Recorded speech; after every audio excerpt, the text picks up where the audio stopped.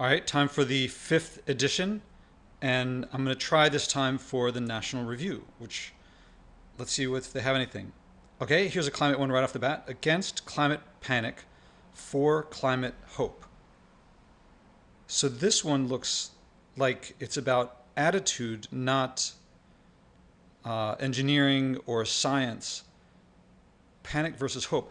Actually, I find this kind of interesting because to me, the biggest issue about the environment, and I say this all the time, but I'm going to say it again, is that what I think people get wrong most about the environment, people look to carbon dioxide, methane, mercury, plastic, deforestation. These are things that you can measure. These are the effects. The environment doesn't, as far as I can tell, has no volition of its own. It doesn't have choice. It reacts to us. We have volition. We have choice.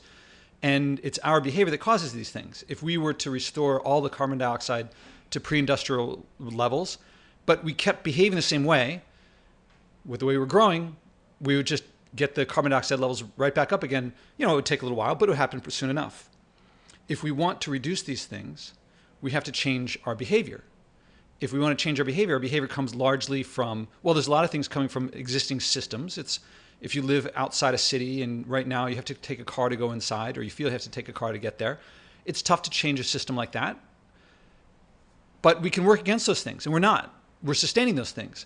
And so there's something more fundamental, which is our beliefs. Our beliefs change, our beliefs motivate they create our emotions, they motivate our behavior. And I used to say that the big beliefs driving global warming, to me, the biggest one is if I act but no one else does, then what I do doesn't matter, because that motivates people to do what they kept doing. Or these little things are so little, they're so small. What should I was bothering with straws? Not worth my time. But these big things, too much work. I don't want to do that. So carpooling or eating less meat, people don't want to do that. So they end up doing what they've been doing. And everyone has tons of ways to justify keeping doing what they're doing. Al Gore, what I'm doing is very important. Of course, we shouldn't fly as much as we do, but this is important enough. So for this one, it should be okay. Well, no one out there is saying I'm going to do unimportant stuff. Everyone's out there saying what I'm doing is important. So I think it's fair for people to see what big leaders are doing. People, the scientists who go to the IPCC places, all the people who claim to be environmentalists and flew, it was something like 1,500 Learjets landed to go to the World Economic Forum in Davos. Well, I think it's fair for people to say, well, those people, they think what they're doing is important, and it probably is. So they can fly, so they can eat whatever they want, and they can do all these things that cause the environmental problems that we have. When I say problems, I mean they're reducing the Earth's ability to sustain human society. Well, no one at home is saying I'm doing something stupid. They're saying what I'm doing is important too. So of course, what they do, they feel is important enough to fly or to do whatever. So I think looking at our beliefs is and the biggest one that I think the most important belief driving global warming is that acting on your environmental values is a chore, is a burden. Oh, who wants to do that? Okay, so now I'm kind of curious. Maybe I'll click on this. Let me see if there's anything more. Anyway, I think they have the right perspective. Oh, yes. This reminds me about panic. I really liked Greta Thunberg's, I think it was her TEDx talk or one of her talks, where she says, I don't want people to be calm. I want people to panic. This is a problem. We shouldn't it's not business as usual. She also said some other really amazing things. She said, why should I go to school? Because, all this thing, her fame began, and her effectiveness, I hope, began with her not going to school. Well, she says, why should I go to school when the people who went to school and got the degrees in science, you ignore them? That doesn't seem to be effective. Great perspective. I think I agree with that perspective. Why should you go to school if the people who go to school and find out the answers of what's going on, we ignore what they're doing? But then when she said panic, I disagree with that. Panic is what you do when you have no idea what to do. If I give you an hour's worth of work and you have 65 minutes to do it, you don't panic.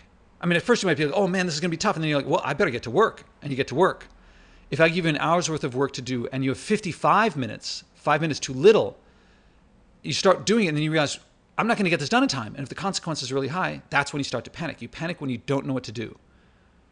I'm not going to begrudge, I don't know how old she is. I think she's a teenager, maybe early teens, 15, 14, something like that. I don't begrudge her not having a solution, but I don't think panic is what we want to do. I think we know many things that we can do.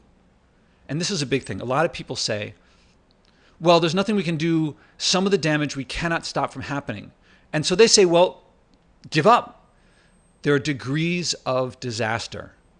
Say that the result of all the environmental degradation, say that at some point we're able to rein things back in, either on purpose because we lower the population, we don't keep raising it and people die naturally. And so at some point, maybe maybe the earth can sustain 4 million people.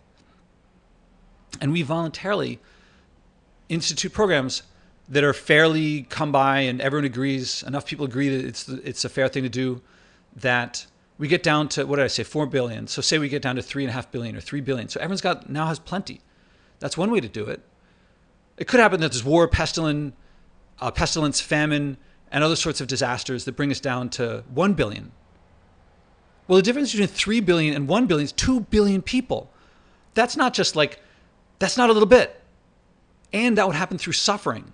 So there's degrees of disaster. Even if we hit disaster, going down to 1 billion versus 3 billion, that's a huge, huge difference. Every bit that we do now makes a difference.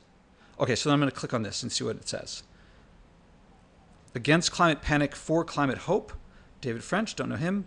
We must craft a conservative, eco-modernist vision of environmental action.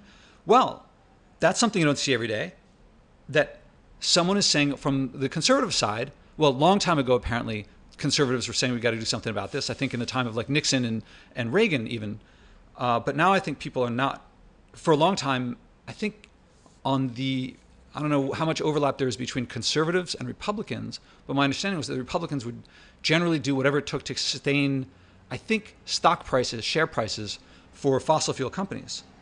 So yesterday I read one of the sadder articles I've read in a long time in BuzzFeed, and it's the personal story of a young woman who became a birth striker. That's a person who chooses not to have children as an act of personal autonomy, and a statement of despair in the state and fate of the world. I feel like there's people feeling that way.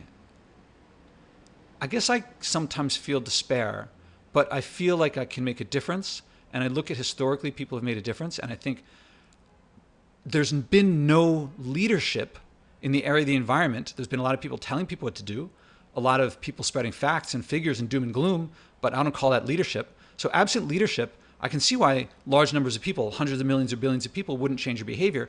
But I believe that with leadership, big changes can happen, that people will be happy. So I don't despair. I do feel it at times, but I work to get past it. Anyway, so she tried to get an abortion. Okay, so I think he's going to say there's such a thing as climate change anxiety. It's filtering into pop culture. So I think he's going to say that we should figure things out so that people don't have abortions and despair. In his foreign policy essay, Nordhaus seeks to shift the climate debate from one in which one party posits an existential threat demanding solutions to serve its own interests, and the other denies. So he's saying that there should be quiet climate policy. So it looks like someone on the conservative side is trying to figure out ways of being more thoughtful. I'm curious. I'll look at that in more detail. But that's going to be that's the end of the first working week of these Your Daily Environment. Curious I don't know how many people are listening or watching, but curious your thoughts. Let me know, and hopefully I'll keep improving them with practice.